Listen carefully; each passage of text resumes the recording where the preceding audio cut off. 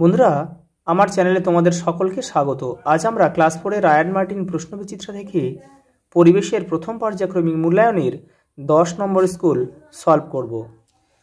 প্রথম প্রশ্ন, সঠিক উত্তরটি নির্বাচন করো। গাছ খাদ্য তৈরির সময় বাতাস থেকে নেয় কার্বন ডাই অক্সাইড। তরল পদার্থের নিজস্ব আকার নেই। পাকস্থলী থেকে খাবারের কণা অন্ত্রে আসে।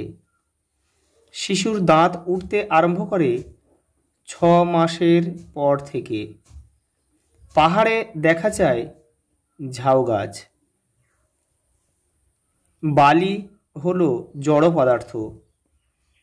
ধনেশ পাখির বড় বা লম্বা ঠোঁট হয়। দাঁড়িপাল্লা দিয়ে জিনিস মাপা হয়। 2 দাগের শূন্যস্থান পূরণ করো। শ্বাসনালীর শেষে দুটো থলির মতো অংশ হলো ফুসফুস। জীবের দুটি কাজ হলো বংশবিস্তার আর হচ্ছে উত্তেজনায় সাড়া দেওয়া। অলিভ রিডলে কচ্ছপ হারিয়ে যেতে চলেছে। পদ্ম হলো জলজ ফুল। পদ্ম বা সামলা লিখলেও হবে। আমাদের মুখে 4 ধরনের দাঁত থাকে। লালা গ্রন্থি থেকে বেরোয় লালা রস। গায়ের রং বদলাতে পারে এমন একটি প্রাণী হলো গিরগিটি। বাটখারা দিয়ে কোনো জিনিসের ভর মাপা হয়। আর স্প্রিং তুলা যন্ত্রের সাহায্যে বস্তুর ভার বা ওজন মাপা হয়। সত্য বা মিথ্যা লেখো। সমুদ্রের জল থেকে নুন তৈরি হয়। সত্য। শিঙি মাছের কাঁটা থাকে না। মিথ্যা। বস্তু যা দিয়ে তৈরি তাকে আমরা পদার্থ বলি। সত্য। শিমুল গাছ থেকে তুলো পাওয়া যায়। সত্য। ডোডো পাখি মরিশাস। কাঁটাওয়ালা প্রাণী সজারু। সজারু এখানে খ লিখতে হবে। জলে ভাসমান গাছ হচ্ছে কচুরিপানা।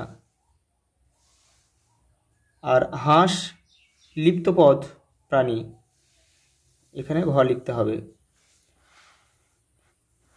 পরেরটা 5এরটা, নিচের প্রশ্নগুলির পূর্ণ বাক্যে উত্তর দাও। পদার্থের কয়টি অবস্থা কি কি? 3টি অবস্থা, কঠিন, তরল ও গ্যাসীয়। দাঁতের কাজ কি কি? কাটা মানে কোনো খাদ্যবস্তুকে কেটে ফেলা, ছেঁড়া, ভাঙা এবং গুঁড়ো করা। পরেরটা, বন্যপ্রাণী কমে যাওয়ার 2টি কারণ লেখো। অরণ্য ধ্বংস এবং চোরা শিকারীদের উপদ্রব। একটি কাঁটাযুক্ত গাছের নাম লেখো ও স্যাঁতস্যাঁতে জায়গায় জন্মায় এমন একটি গাছের নাম লেখো। কাঁটাযুক্ত গাছ হচ্ছে ফণিমনসা আর স্যাঁতস্যাঁতে জায়গায় জন্ম হচ্ছে ব্যাঙের ছাতা।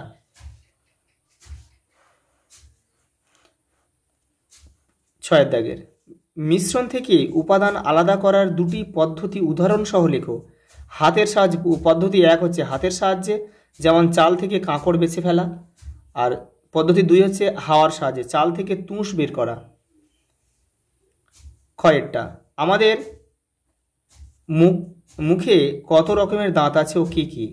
আমাদের মুখে 4 রকমের দাঁত আছে। কাটা, ছেঁড়া, ভাঙা ও গুঁড়ো করার জন্য দাঁত রয়েছে। দাঁত খারাপ হয় কেন? নিয়মিত ব্রাশ না করলে কিন্তু দাঁত খারাপ হয়ে যায়। আচ্ছা, এই পর্যন্ত। দেখা হবে পরের ভিডিওতে।